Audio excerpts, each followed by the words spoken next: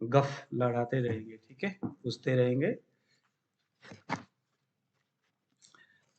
चलिए जरा आज भी हम एक फार्मूला नोट करते हैं। कल हम लोगों ने बवासीर में लगाने के लिए एक बहुत अच्छा योग के ऊपर चर्चा किया था। आज हम, क्योंकि जो पायल से जो बवासीर है वो अजीर्ण, इंडाइजेशन, डिस्पेप्सिया इसका मूल आधार होता है। इसीलिए आज का हमारा सिद्ध योग का नाम है पाचक चूर्ण। नोट कर लीजिएगा, पाचक चूर्ण, पाचक चूर्ण गुरुजी रिकॉर्ड हो रहा है ना? हो रहा है, पाचक चूर्ण। आप लोग फिर भी नोट कर लीजिएगा,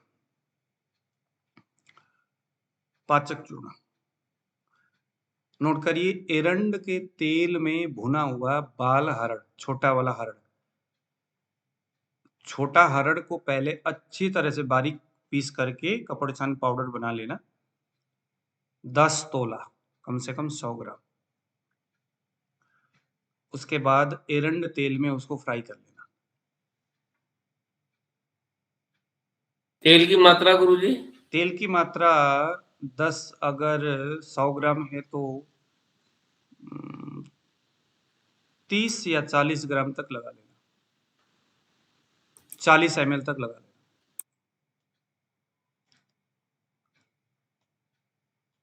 उसके बाद बाजार से लाना सनाए पत्ते। सनाए पत्ते को साफ करना है, उसके जो डंडे हैं ना उसको निकाल देना।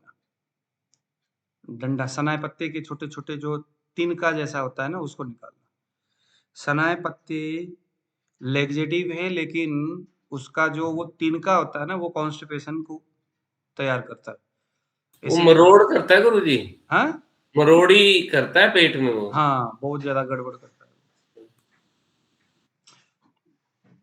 तो उस तिनका को निकला हुआ सनाए पत्ते 5 तोला यानी 50 ग्राम लगभग। उसके बाद बाजार से ले आना निसोथ, काला वाला निसोथ, निसोथ, और इसका चूर्ण भी 50 ग्राम। फिर आ गया सोनचर नमक, सेंचर नमक, यह भी 50 ग्राम। फिर आ गया एप्सम साल्ट, एप्सम साल्ट बाजार में मिलता है, एप्सम साल्ट, यह भी बहुत अच्छा पेट साफ करने वाला है, एप्सम साल्ट। ये भी एप्सम? एप्सम साल्ट बोलते, मैक्सल्फ बोलते हैं उसको, एप्सम सल्फ, एक्सम साल्ट।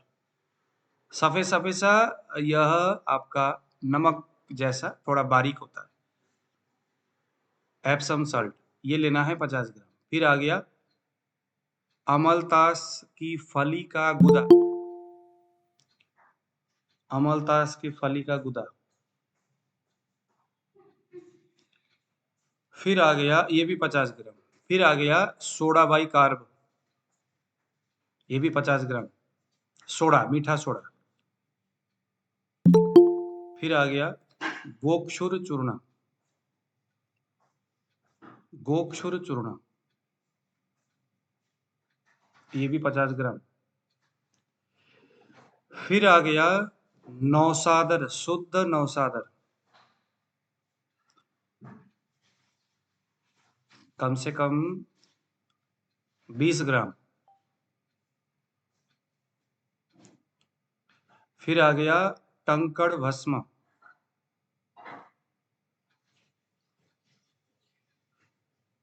यह भी 20 ग्राम। फिर अलग सा डाल देना पंचकोल चूर्ण, पंचकोल चूर्ण 50 ग्राम।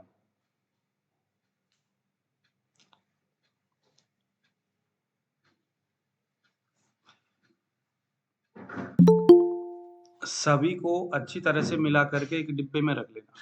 इसको मैंने भी बनाना है, अभी ना ये खत्म हो गया मेरा। अब इससे बेहतर कॉन्स्टिपेशन में काम करने वाला कोई दूसरा मेडिसिन है ही नहीं। अजीर्ण में काम करेगा। खाना खाने के तुरंत बाद आपने कम से कम भी लगा लो 3 से लेकर के 5 ग्राम तक गर्म पानी के साथ देना है। इससे क्या-क्या काम करेगा? एक तो भूख बढ़ाएगा, अग्नि प्रदीप्त करेगा, अजीर्ण के ऊपर काम करेगा, पेट को साफ करेगा, बहुत ही अच्छा दवाई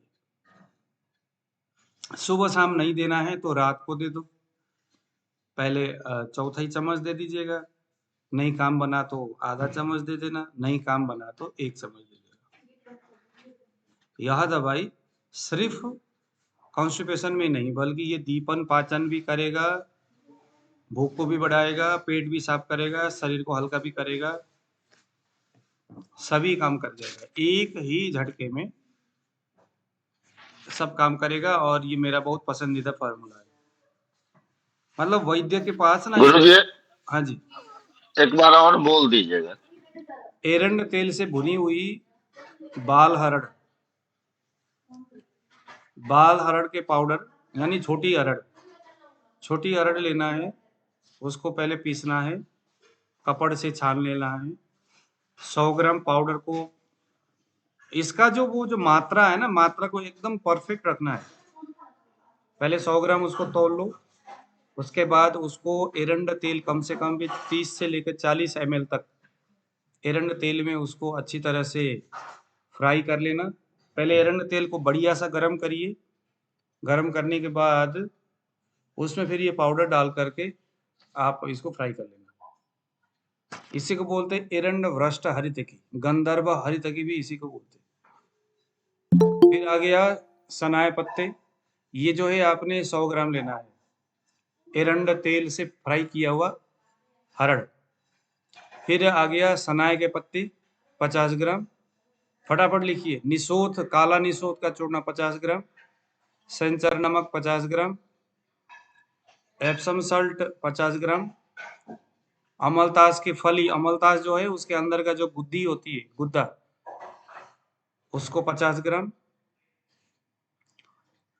सोडा, मीठा सोडा 50 ग्राम, फिर गोखरू का चूर्ण 50 ग्राम, फिर आ गया नौसादर, शुद्ध नौसादर 20 ग्राम, लगभग 20 ग्राम, कंकड़ भस्म 20 ग्राम, पंचकोल चूर्ण 50 ग्राम। बन गई। भूख भी बढ़ गया, दीपन भी हो गया, पेट भी साफ हो गया। नमस्कार। तीनों परिस्थितियों में गुरुजी काम तीनों जैसे परिस्थिति में। अब ये सारा दवाई कैसा है देखो, कषाय और लवण दोनों रस है। कषाय रस है, लवण रस है, कटु रस भी है। पंचकुल चूर्ण, कटु, कषाय और लवण। अब आप लोग खुद कल्पना करो कि इस रस को हमें कैसे, किस किस कंडीशन में देना है, कहाँ नहीं देना है, कहाँ देना है। लवण है तो लवण रस जो होता है, कटु रस जो होता है, वह पित्त को बहुत ज्यादा हार्मफुल करता है। तो जिसका पित्त बढ़ा हुआ है उसको नहीं दिया जाएगा, उसको नहीं देना है। कहाँ देना है? वात में भी दे सकते हैं, कफ में भी दे सकते हैं। कफ में भी बहुत कम ही काम करेगा, ज्यादा काम करेगा कफावृत वात में, ज्यादा काम करेगा स्वतंत्र रूप से बढ़ा हुआ वायु में। जो व्यक्ति रात भर जगता है, शोक चिंता भय, मतलब वायु के हेतु बहुत ज्यादा है, उसके वजह से सारी दिक्कतें हो रही है, घबराहट हो रहा है, तरह तरह की समस्याएं हो रही है। क्योंकि देखो इसमें लवण रस भी है, एप्सम सल्ट वगैरह भी उसमें काम करता है, तो वायु में अच्छा काम करेगा और कफ में भी अच्छा काम करेगा। क्योंकि पंचकोल चूर्ण, कषाय रस भी वायु कफ में काम करता है, कटु भी कफ में काम करता है। तो कटु और कषाय, क्योंकि इसमें हरड़ ज्यादा है, एरण्य भ्रष्ट हरित की, तो वात और कफ में ही अच्छा काम करेगा, कफावृत वात में अच्छा काम करेगा, पित्त में नहीं करेगा, क्योंकि सभी रस पित्त को बढ़ाते हैं। तो सुनाए भी गुरुजी कसाए है ना इसमें। ठीक। तो कफ में और वात में काम करेगा।